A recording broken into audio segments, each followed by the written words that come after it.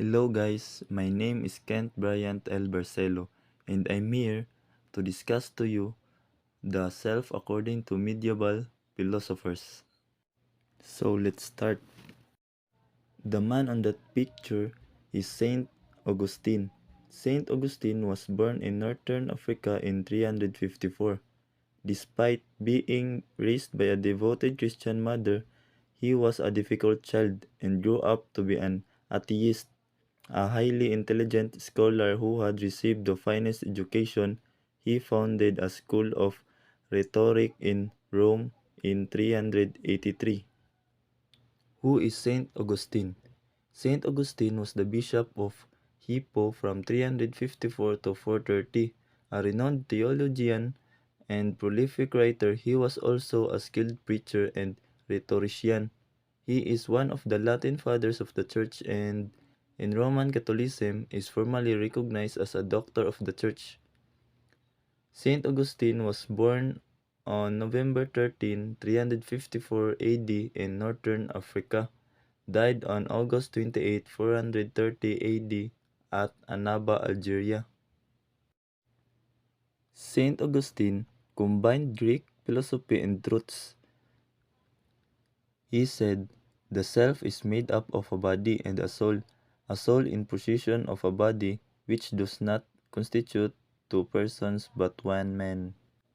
Ang sa pagkakalam ko, ang ibig sabihin nito ni Saint Augustine ay ang body natin is physical, bali siya yung gumagalaw kung anong nasa isip natin.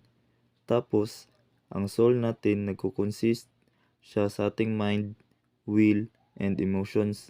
Kaya, nakasabi siguro si Saint Augustine ng two persons but one man kasi minsan kung anong nasa isip natin, hindi natin magagawa physically. Saint Augustine's concept of self. In the context of his relation to God, every human person is created into the image and likeness of God. Every human person is made for God. Which means is nilikha tayo ng Panginoon na nag-iimahe sa kanyang sarili. But does not mean that God is in human form. Pero ang tao ay ginaya ang kanyang imahe na may moral, spiritual, and intellectual nature. Kaya yan ang nagpapatunay na ang ating katawan ay katawan din niya. Kaya alagaan natin ito kasi hiram lang natin itong katawan sa Panginoon. Saint Augustine Philosophy. From ancient thought, Augustine inherited the notion that philosophy is love of wisdom. Love of wisdom is to attempt to pursue happiness or like to put it salvation na gusto nating pananaw sa tunay na pamumuhay at tunay na buhay. Augustine's theory. According to Augustine, the earth was brought into existence by a perfectly good and just God who created man. The earth is not eternal. The earth as well as time has both a beginning and an end. Man, on the other hand, was brought into existence to endure eternally. According sa kanya, ang mundo na tinitirahan natin ay may katapusan. Kagaya ng tao, kung may beginning, may ending. Lahat naman ng mga bagay ay mawawala. Tama naman talaga kasi lahat ng bagay ay may katapusan. Ito naman si Saint Thomas. Thomas Aquinas was an Italian Dominican friar and priest who was an influential philosopher, theologian, and jurist in the tradition of scholasticism. He is known within the tradition as the Doctor Angelicus, the Doctor Communist, and the Doctor Universalist. Thomas Aquinas was born on January 28, 1225 at Roccasecca, Italy. Died on March 7, 1274, Abbazia de Fossanova, Fossanove Abbey, Italy. Aquinas wrote the master principle of natural law was that good is to be done and pursued and evil avoided. Para sa akin, ang ibig sabihin nito ay palagi lang tayong gumawa ng kabutihan at iwasan gumawa ng kasamaan.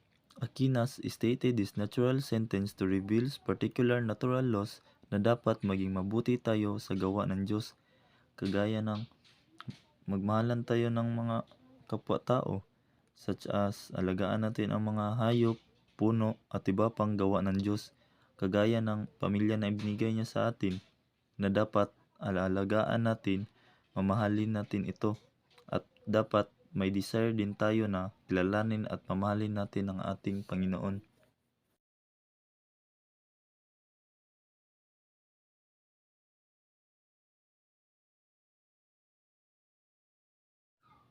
Thomas Aquinas' philosophy. Aquinas believes that natural reason can demonstratively prove God's existence. For Aquinas' statement, he believed that God's existence is self-evident itself since existence is part of God. Kasi gawa lang tayo ng Panginoon. Kung wala Panginoon, bakit tayo nandito sa mundong ito? Simpleng philosophy pero may isang malaking katunayan.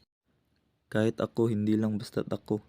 Marami tayo na naniniwala sa existence ng Diyos. Lahat ng blessings at problema na meron ako ngayon ay bigay ng Diyos. At isa itong malaking regalo sa akin dahil isinilang ako.